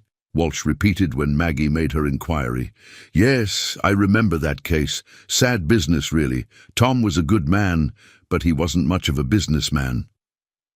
What happened to his land after he died? Walsh pulled out a thick ledger and began flipping through pages covered with precise handwriting. Let's see. Mitchell owned 160 acres under the Homestead Act. Good land, most of it, with water rights to the creek that runs through the eastern section. But he had debts. What kind of debts? Hardware store for building supplies, bank loan for cattle, medical bills from when he broke his leg 2 winters back. Walsh's finger traced down a column of figures. Total debt came to about $400. Maggie's heart sank. $400 might as well have been $4,000 for all her ability to pay it. However, Walsh continued, the property itself was valued at nearly $600. After the debts were settled, there should have been something left. Should have been? Walsh's expression grew uncomfortable. Well, that's where things get complicated. The territorial authorities seized the property to satisfy the debts, but they also claimed additional fees for processing, storage, legal costs. By the time they finished calculating what was owed, there was nothing left.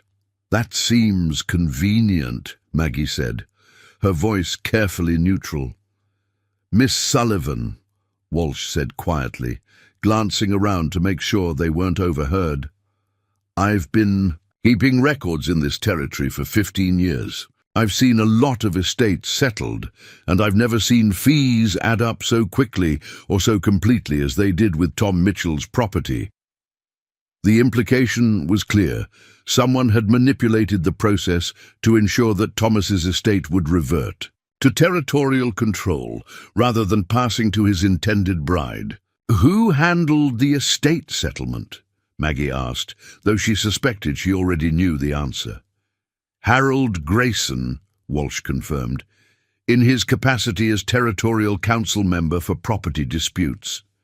Of course.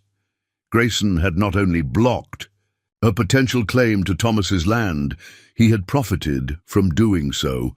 The property would now be available for territorial sale to buyers who could afford to pay cash for development. Mr. Walsh, Maggie said carefully. If someone were to challenge that settlement, what would they need to prove? Walsh removed his spectacles and cleaned them nervously. Hypothetically speaking, they would need to demonstrate that the fees were excessive or improperly calculated. They would also need to prove standing to make such a challenge. Standing? Legal right to contest the settlement. A wife would have such standing, or a legal heir, but a mail-order bride who never actually married. He shrugged helplessly. Maggie left the land office with her mind racing. Grayson had not only stacked the deck against her current family, he had systematically eliminated her potential resources as well. The 30-day deadline was looking less like an opportunity and more like a cruel joke. But as she walked back toward the hills, where 12 children waited for her return, Maggie found herself thinking about something Benjamin Walsh had said. A wife would have standing to challenge the settlement, or a legal heir. What if there was another way to approach this problem? What if instead of trying to prove she could support 12 children as a single woman, she could change the fundamental equation entirely? The idea that began to form in her mind was so audacious that it took her breath away. But as she considered it from every angle, she realized it might be their only real chance.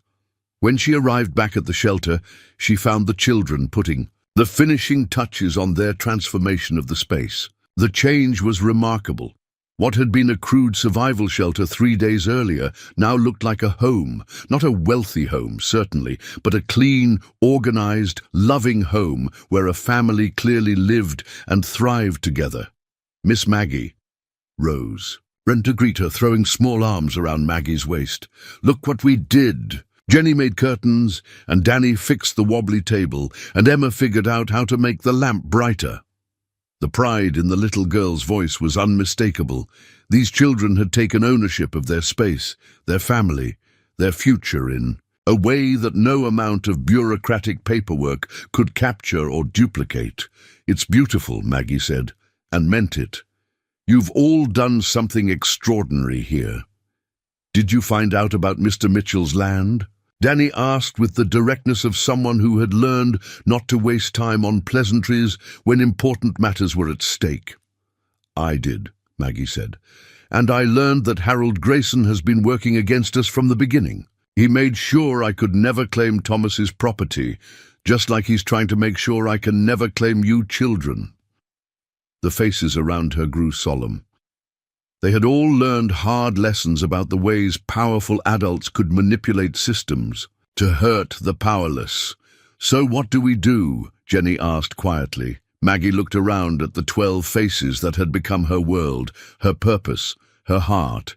The idea she had conceived on the walk home was dangerous, potentially disastrous, and completely unprecedented. It would require courage from all of them, and trust in something that had no guarantee of success.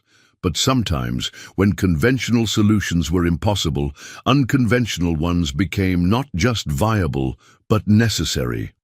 "We're going to do something that Harold Grayson will never expect," Maggie said. "We're going to change the rules of the game entirely." She gathered them around the newly repaired table, their faces illuminated by lamplight, and began to explain a plan that would either save their family or destroy any hope they had left.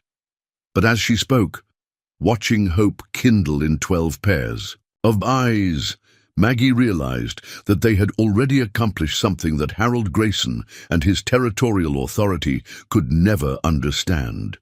They had proven that families weren't created by law or legitimized by paperwork. They were forged by choice, strengthened by shared struggle, and made unbreakable by love that refused to be divided by bureaucratic mathematics. The inspection was tomorrow. The real test of their plan would come soon after. But tonight, in a transformed shelter that had become a home, 13 people who had found each other in loss prepared to fight for the right to stay together. Whatever tomorrow brought, they would face it as a family, and sometimes that was the only victory that truly mattered. The knock came at exactly 9 o'clock in the morning, as precise and unforgiving as a judge's gavel. Harold Grayson stood in the doorway of the transformed shelter, his expensive coat dusted with snow, his expression already set in the lines of someone who expected to find failure and was prepared to document it thoroughly. Behind him stood Edwin, Morse with his leather portfolio, and surprisingly Sheriff Barnes, whose presence seemed reluctant but official. The three men filled the entrance to the shelter, their formal authority a stark contrast to the warm domesticity that the children had worked so hard to create. "Gentlemen," Maggie said with as much dignity as she could muster, stepping aside, to welcome them into what had become unmistakably a home. "Please, come in out of the cold." Grayson's eyes swept the interior of the shelter with the calculating assessment of someone looking for violations rather than improvements. But even his predetermined disapproval couldn't entirely dismiss what the children had accomplished. The space was clean, organized, and filled with the unmistakable warmth of a place where people cared for each other. The 12 children stood in a carefully arranged line, their faces scrubbed clean, their patched clothes neat and tidy. They had rehearsed this moment, knowing that first impressions would matter enormously, but more than their appearance, it was their bearing that caught attention. The quiet dignity of young people who knew their worth despite what the world might say about their circumstances. "Mr. Grayson," Jenny said with perfect politeness, stepping forward with the grace of a natural hostess, "would you care for some coffee? We keep a pot warm for visitors." The offer clearly surprised the territorial official. He had come expecting to find children cowering in squalor, not a young girl offering refreshments with the confidence of someone running a proper household. "That won't be necessary," Grayson said, recovering his official demeanor. "This is an inspection, not a social call." "Of course," Jenny replied with unruffled composure. "We understand. We're proud to show you our home." The word home hung in the air with deliberate emphasis. Not shelter, not hideout, not temporary arrangement. Home. Morse opened his portfolio and began making notes as the officials moved through the space. They examined the sleeping arrangements, tested the structural integrity of the furniture, checked the food storage and cooking facilities. Everything they saw contradicted their expectations of chaos and neglect. "The ventilation system is quite ingenious," Sheriff Barnes observed, studying the carefully placed air holes and the chimney system that kept the underground space from becoming smoky or stale. "Emma designed that," Samuel said proudly, gesturing toward his dark-haired friend. "She's got a real head for figuring out how air moves and how to keep it fresh." Emma blushed, but lifted her chin with quiet pride. "I just noticed that the Peterson house always stayed comfortable even in summer because of the way Mr. Peterson built the windows to catch the breeze." Grayson's frown deepened as he realized that these children weren't just surviving, they were thriving, learning, applying knowledge in ways that demonstrated intelligence and adaptability. It was becoming harder to argue that they were neglected or endangered. "What about education?" Morse asked, clearly grasping for something to criticize. "These children should be in school, receiving proper instruction. We have lessons every evening," Danny said respectfully. "Miss Maggie teaches us reading and writing and arithmetic. And we teach each other things too. About the land, about building and fixing things, about taking care of people." "Show them," Maggie said quietly. Rose, the youngest, stepped forward and began to recite a poem about the changing seasons. Her 6-year-old voice clear and confident. Ryan followed with a mathematical problem that he solved aloud, explaining his reasoning as he worked through the steps. One by one, the children demonstrated reading, writing, and calculation skills that would have impressed the teachers at many frontier schools. "This is adequate," Grayson said grudgingly, "but hardly a substitute for proper institutional education." "What institution?" Ethan asked with genuine curiosity. "There's no school in Clearwater Falls that takes children from the hills. The nearest real school is 40 miles away in Carson City. The observation hit home. These children were receiving more consistent education in their underground shelter than they would have access to in most frontier placements. As the inspection continued, it became increasingly clear that the officials were witnessing something they hadn't expected and didn't know how to categorize. The children were healthy, well-fed, educated, and obviously devoted to each other and to Maggie. The living space, while unconventional, was clean, warm, and functional. By any reasonable measure, this was a family that was succeeding against impossible odds. But Harold Grayson was not a reasonable man when his authority was challenged.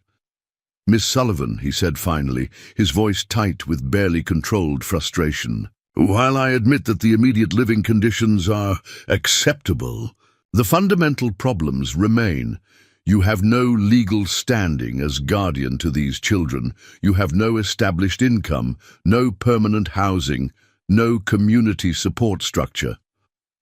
"Actually," Maggie said, her heart hammering with the audacity of what she was about to attempt, "I may have a solution to those problems." She moved to the small table where she had placed a bundle of papers the night before.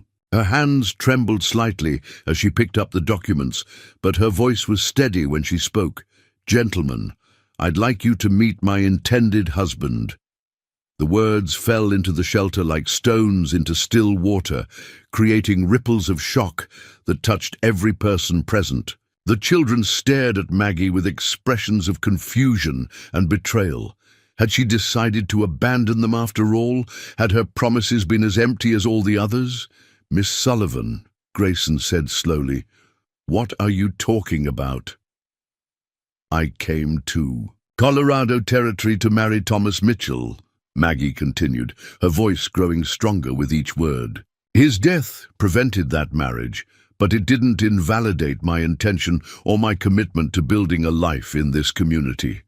She held up the first document, a letter of character reference. "This is from Reverend Marcus Thompson of the First Presbyterian Church in Boston, attesting to my moral character and suitability for marriage and motherhood." The second document was more complex. "This is a certificate of intent to marry, signed by Thomas Mitchell before his death and witnessed by Mrs. Chen at the general store when Thomas asked her to hold it for safekeeping until my arrival." Grayson's eyes narrowed suspiciously. "A certificate of intent proves nothing. The man is dead." "You're right," Maggie agreed. "Thomas Mitchell is dead, but his legal obligations to me as his intended bride were inherited by his estate." She pulled out the third and most crucial document. "According to territorial law, when a homesteader dies, leaving an intended spouse who has traveled substantial distance to fulfill a marriage contract, that spouse has the right to claim what is called widow's provision from the estate, even without a completed marriage ceremony." Benjamin Walsh stepped through the doorway of the shelter, his arms full of legal documents and his ink-stained fingers trembling with nervous excitement. "Forgive the intrusion," the land office clerk said breathlessly, "but Miss Sullivan asked me to research the legal precedent for her situation, and I found several cases that support her claim." Grayson's face went white, then red, then white again. "Walsh, what are you doing here?" "My job, Mr. Grayson. Miss Sullivan has discovered that the fees assessed against the Mitchell estate were calculated incorrectly. The territorial authority overcharged by nearly $200. Which means there are substantial assets that should have been held in trust for his intended widow." The legal documents Walsh spread on the table painted a picture of bureaucratic error or deliberate manipulation that could not be easily dismissed. The fees charged for processing Thomas Mitchell's estate had been excessive by any reasonable standard, and the hurried sale of his property had been conducted without proper notification to his intended bride. "Furthermore," Walsh continued, gaining confidence as he spoke. Miss Sullivan's certificate of intent, combined with her documented journey to fulfill the marriage contract, gives her legal standing to challenge the estate settlement and claim what is rightfully hers. This is preposterous, Morse sputtered. You cannot simply manufacture legal claims from thin air. We're not manufacturing anything, Maggie said firmly. We're following territorial law as it was written to protect people exactly like me, immigrants who made substantial sacrifices to build lives in the frontier. She looked around at the children, who were beginning to understand what she was attempting. Their expressions shifted from confusion to amazement to something approaching awe. If I can establish my legal claim to Thomas Mitchell's estate, Maggie continued, I will have the resources to provide proper housing, established income, and community standing for my family. Your family? Grayson asked sharply. My adopted family, Maggie clarified. Territorial law also provides for the adoption of orphaned children by suitable guardians who can demonstrate the means to provide for their welfare. The audacity of the plan was breathtaking. Maggie wasn't just challenging the officials' authority to separate the children. She was using the territory's own laws to legitimize their family and secure their future. Even if your legal theory has merit, Grayson said, his voice dangerously quiet, the process of challenging an estate settlement takes months. You have 30 days. Actually, Benjamin Walsh said, consulting his notes, territorial law provides for expedited review of estate settlements when evidence of administrative error is presented. Given the clear documentation of excessive fees and improper notification, the territorial court could order immediate restitution. Sheriff Barnes, who had remained quiet throughout the exchange, finally spoke up. Harold, if there's evidence that the territorial authority made errors in settling Tom Mitchell's estate, don't we have an obligation to investigate? We have an obligation to follow proper procedures, Grayson snapped, not to chase after legal fantasies invented by desperate women. It's not a fantasy, Maggie said, her voice carrying the authority of someone who had found her ground and was prepared to defend it.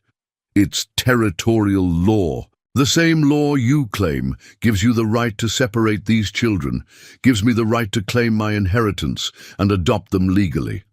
The shelter fell silent as the implications of Maggie's gamble sank in. She had turned the tables completely, using the bureaucratic system against itself. Instead of begging for mercy as an unfit guardian, she was demanding justice as a legal heir, with rights that predated the official's authority over the children. This will never work, Grayson said, but his voice lacked its earlier certainty. Maybe not, Maggie admitted, but while we find out, these children stay together, and if it does work, you'll never have grounds to separate them again. The children looked at Maggie with expressions that mixed disbelief with dawning hope. She had found a way to fight the system from within the system itself, to use law instead of sentiment, procedure instead of pleading. I'll need to consult with the territorial court, Morse said reluctantly. This is unprecedented. Unprecedented doesn't mean impossible, Walsh observed quietly. Sometimes the law provides solutions that no one expects to use. As the officials prepared to leave, clearly unsettled by this unexpected turn of events, Grayson made one final attempt to regain control of the situation. Miss Sullivan, even if your legal theory has merit, you'll still need to prove you can provide adequate care for 12 children. The court will require evidence of stable housing, sufficient income, proper education.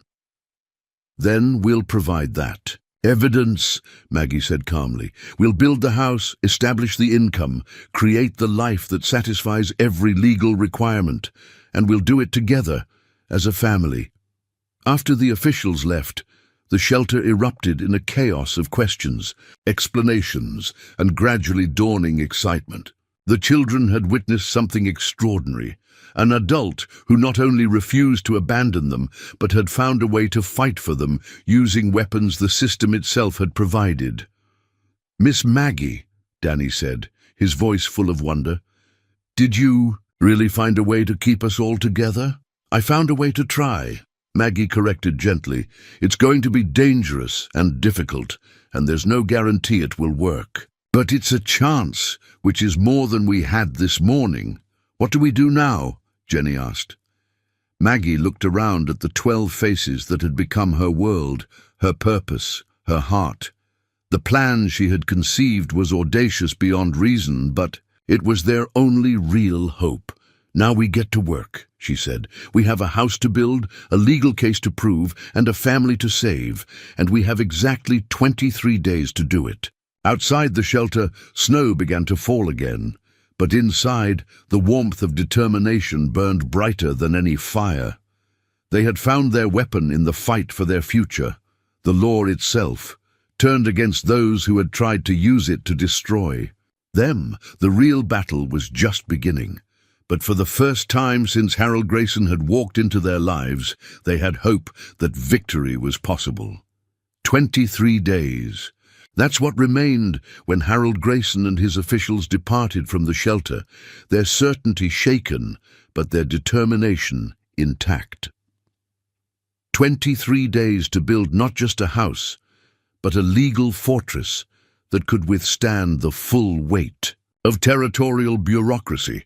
But Maggie had underestimated the power of what she had unleashed. Word of her legal challenge spread through Clearwater Falls like wildfire, and with it came something she had never expected: allies.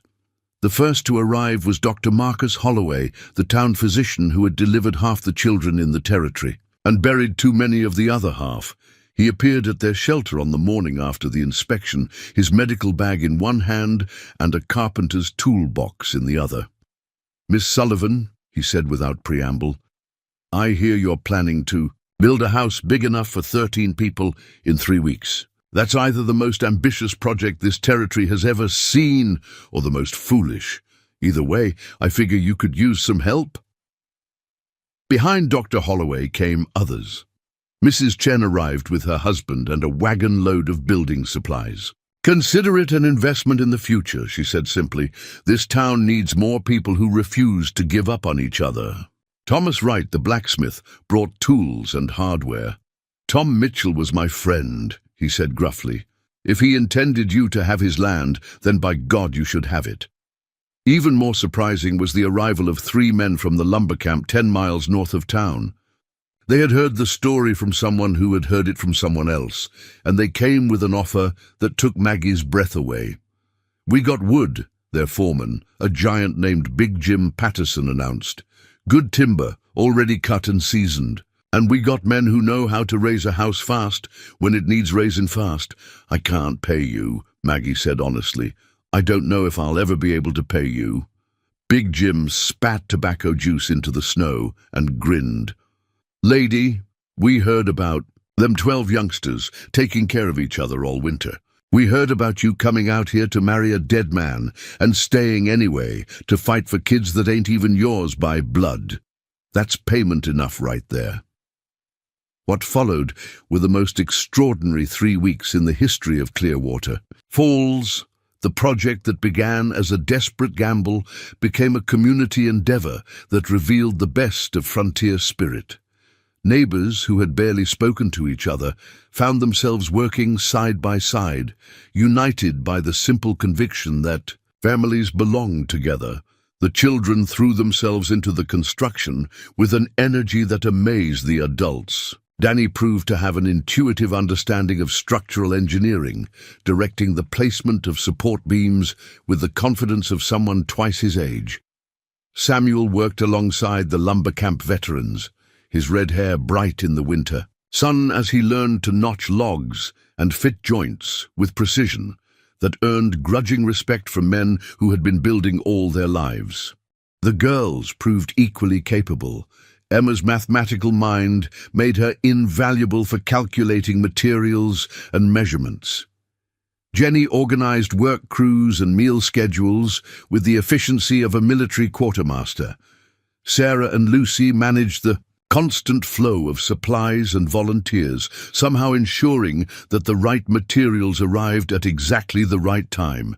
Even the youngest children contributed. Rose and Ryan appointed themselves official water carriers, making sure the workers stayed hydrated, their cheerful voices calling out, "Water, fresh water," became the soundtrack of the construction site.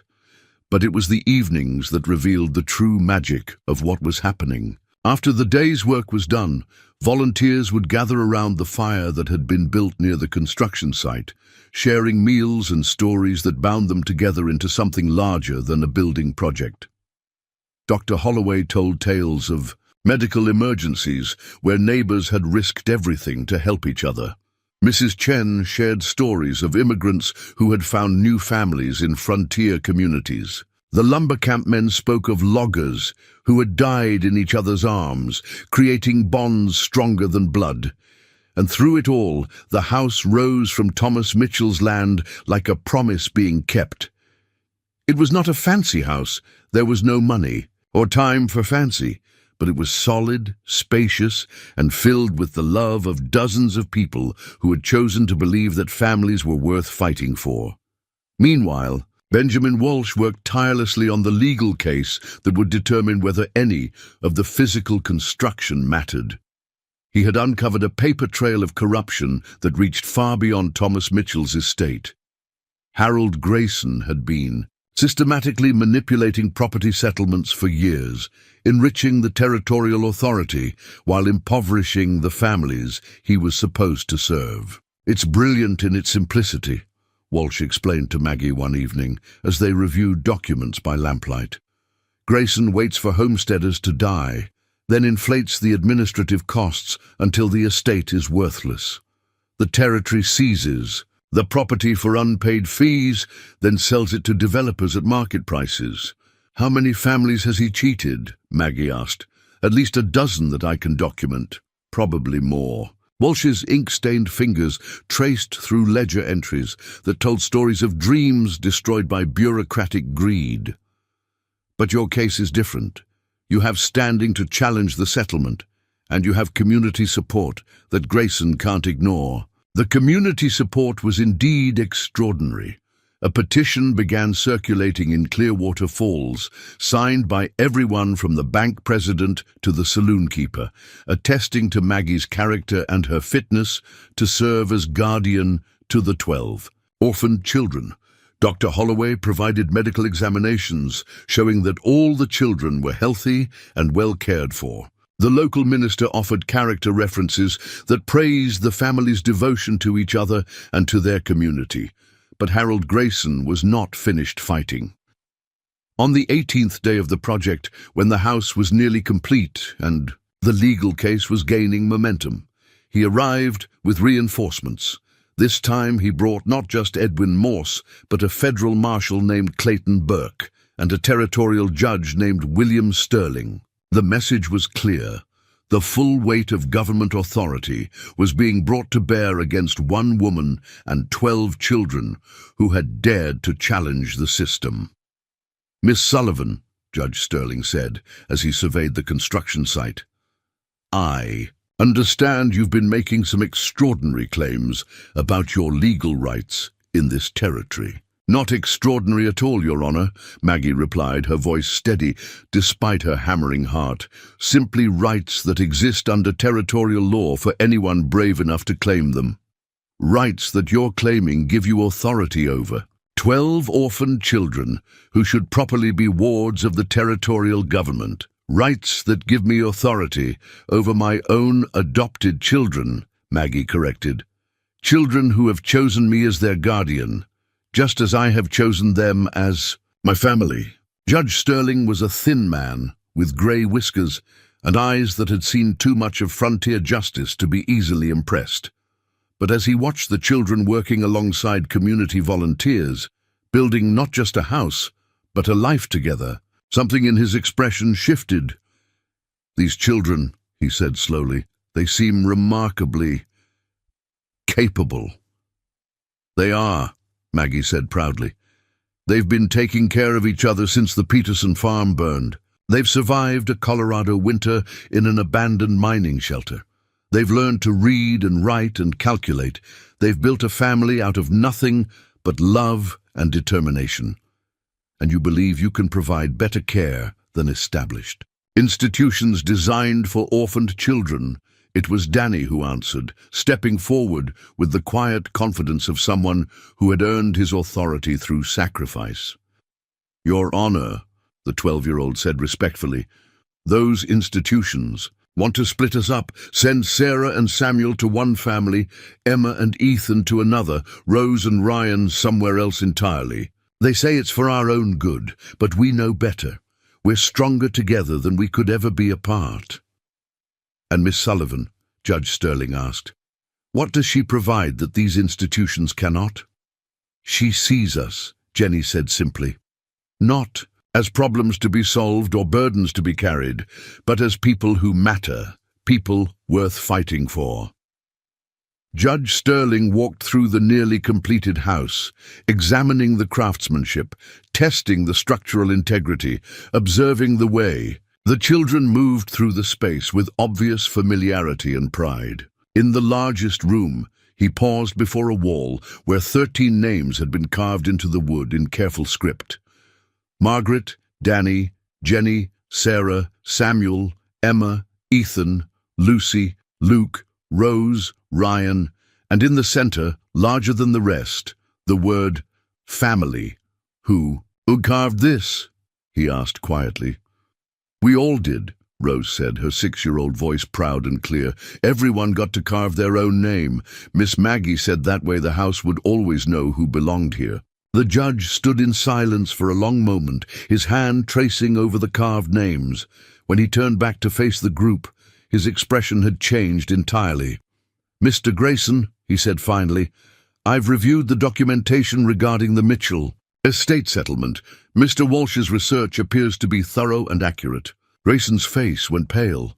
"Your Honor, surely you're not going to legitimize this charade based on clerical errors?" "I'm going to legitimize it based on territorial law," Judge Sterling interrupted sharply. "Law that you, as a territorial council member, should have been following all along." He pulled out a legal document and began to read. "By the authority vested in me by the Colorado Territorial Government, I hereby order the immediate restitution of assets improperly seized from the estate of Thomas Mitchell. Furthermore, I recognize the legal standing of Margaret Sullivan as his intended widow and rightful heir to said estate." The words hit the construction site like lightning. Volunteers stopped working, children stopped playing, and even the wind seemed to pause in respect for the moment that would change everything. "Additionally," Judge Sterling continued, "I hereby grant Miss Sullivan's petition for guardianship of the 12 orphaned children in her care, finding that they are healthy, well-educated, and clearly thriving under her protection." The cheer that rose from the construction site could probably be heard in the next county. 12 children rushed toward Maggie, surrounding her with hugs and tears and laughter that spoke of dreams finally fulfilled. Community volunteers embraced each other with the joy of people who had witnessed something extraordinary. Even Big Jim Patterson, the giant lumber camp foreman, was seen wiping his eyes with the back of his massive hand. But it was Harold Grayson's expression that Maggie found most satisfying. The man who had wielded bureaucratic power like a weapon, who had grown rich by exploiting the grief of widows and orphans, stood defeated by the very system he had corrupted. "This isn't over," he said quietly. But his threat carried no weight. His authority had been broken not by violence or political maneuvering, but by a simple application of justice that revealed his corruption for what it was. "Yes, it is," Maggie said firmly. "It's over because we refuse to let you destroy families anymore. It's over because this community has chosen to stand with love instead of law, with hope instead of bureaucracy." As the sun set over the Colorado Territory that night, 13 people sat around the dinner table in their new house. A house built by the hands of friends, legitimized by the law itself, and blessed by the kind of love that multiplies when It's shared. The mail-order bride who had come west to marry a stranger had found something far more precious, a family forged not by blood or law, but by choice and courage, and the simple determination to never let each other face the world alone.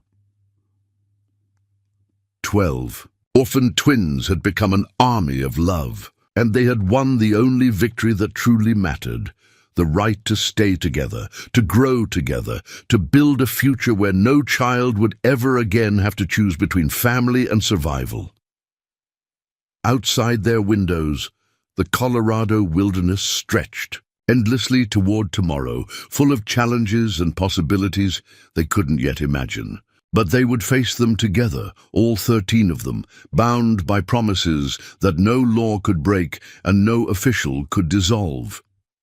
They had proven that families weren't made by paperwork. They were made by people who refused to give up on each other, one brave heart at a time. In the end, that was the only miracle they had ever really needed. Up next, you've got 2 more standout stories right on your screen. If this one hit the mark, you won't want to pass these up. Just click and check them out. And don't forget to like, subscribe, and turn on the notification bell so you don't miss any upload from us.